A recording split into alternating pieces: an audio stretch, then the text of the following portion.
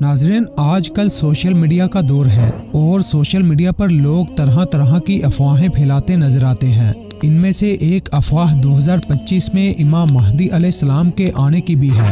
بعض لوگوں کا ماننا ہے کہ 2025 امام مہدی کے آنے کا سال ہوگا اور ان کے مطابق جلد ہی دنیا ختم بھی ہو جائے گی۔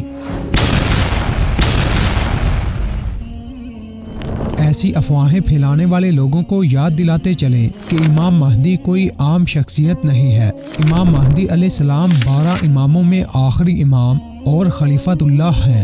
آپ کا اسم گرامی محمد، والد کا نام عبداللہ اور والدہ کا نام آمنہ ہوگا۔ آپ سیدہ فاطمہ الزہرا کی اولاد میں سے ہوں گے۔ آپ کا قد لمبا، بدن چست، رنگ کھلا ہوا اور چہرہ ہمارے نبی پاک صلی اللہ علیہ وسلم کے چہرے مبارک کے ساتھ مشابہ ہوگا۔ دوستو، امام مہدی کے دور میں اللہ پاک خوب بارشیں برسائیں گے، زمین اپنی پیداوار باہر نکال دے گی۔ امام مہدی علیہ السلام کے زمانے میں مویشیوں کی کثرت اور امت کی عظمت ہوگی اور وہ اپنے دور خلافت کے بعد 7 سے 8 سال زندہ رہیں گے۔ نبی پاک صلی اللہ علیہ وسلم نے فرمایا کہ امام مہدی کے دور خلافت میں میری امت اس قدر خوشحال ہوگی کہ ایسی خوشحالی اسے پہلے کبھی نہ ملی ہوگی۔ مگر واضح رہے کہ ان کے آنے کا وقت نہ تو ہم نے طے کرنا ہے اور نہ ہی کسی دینی شخصیت نے، بلکہ امام مہدی کے آنے کا وقت تو صرف اللہ پاک ہی طے کریں گے۔ البتہ امام مہدی کے آنے کی کچھ بڑی نشانیاں حدیث میں ضرور موجود ہیں، اور جب تک یہ نشانیاں پوری نہیں ہو جاتی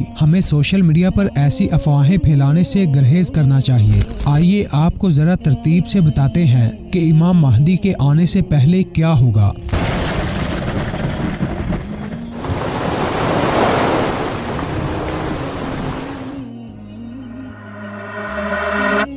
ناظرین، سیدہ حضرت ام سلمہ رضی اللہ عنہا جو کہ نبی پاک صلی اللہ علیہ وسلم کی اہل محترمہ ہیں، وہ ایک حدیث میں فرماتی ہیں کہ نبی پاک صلی اللہ علیہ وسلم کا فرمان ہے کہ امام مہدی علیہ السلام کے آنے کی سب سے پہلی بڑی نشانی عرب میں ایک خلیفہ کا انتقال ہونا ہے۔ اس کے بعد قبیلہ بنو ہاشم میں سے یعنی کہ نبی پاک صلی اللہ علیہ وسلم کے خاندان میں سے ایک آدمی یہ خیال کرے گا کہ مرنے والے خلیفہ کی جگہ کہیں مجھے خلیفہ نہ بنا دیا جائے۔ یاد رہے کہ یہ دوسری بڑی نشانی ہوگی۔ تیسری نشانی یہ ہے کہ جو آدمی یہ خیال کرے گا کہ کہیں مجھے خلیفہ نہ بنایا جائے، وہ آدمی اس ڈر سے خود کو کسی جگہ چھپا لے گا، لیکن لوگ اسے پہچان لیں گے اور اسے ڈھونڈ کر بیت اللہ شریف کے پاس حجر اسود اور مقام ابراہیمی کے درمیان لا کر اس کے ہاتھ پر بیعت کریں گے۔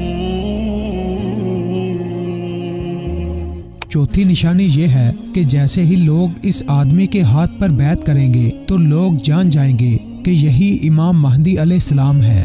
جیسے کہ اس نشانی کے حوالے سے ایک اور حدیث میں آتا ہے کہ اس وقت آسمان سے بھی آواز آئے گی کہ یہ اللہ کے خلیفہ مہدی ہیں اور ان کے ہاتھ پر بیعت کر لو۔ چنانچہ باقی لوگ بھی ان کے ہاتھ پر بیعت کرنے لگیں گے۔ پانچویں نشانی یہ ہے کہ جیسے ہی ان کے مہدی علیہ السلام ہونے کا اعلان ہوگا تو ایک شخص جس کا نام سفیانی ہوگا وہ شام سے امام مہدی علیہ السلام سے لڑنے کے لیے اپنے لشکر کے ساتھ نکلے گا، لیکن جب یہ لشکر مقام بیدہ پہنچے گا تو اللہ کے حکم سے یہ سارا لشکر بیدہ کے مقام پر زمین میں دنسا دیا جائے گا۔ چھٹی نشانی یہ ہے کہ اس لشکر کے دنسا دیے جانے کے بعد امام مہدی کی آمد کے لیے مشرق سے فوجیں نکلیں گی جو دشمنوں سے لڑنے میں امام مہدی کی بھرپور مدد کریں گی۔ ساتویں نشانی یہ ہے کہ قبیلہ بنو کلب کا ایک لشکر امام مہدی کے خلاف نکلے گا۔ امام مہدی اور اس لشکر کے درمیان ایک ہولناک جنگ ہوگی، مگر اس جنگ میں فتح اللہ کے حکم سے امام مہدی کی ہی ہوگی۔